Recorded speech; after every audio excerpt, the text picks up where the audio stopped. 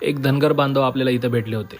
त्यांच्याकडून जाणून घेऊया की त्यांचा सध्याचा त्यांच्या व्यवसायाचा आणि पारंपरिक जी त्यांची कला आहे त्याचा काय अनुभव आहे. आम्ही खुद वाघावच आहे. घरात बकरी घेऊन आलो. बकरी पहिलं कसं होतं माहिती आहे का?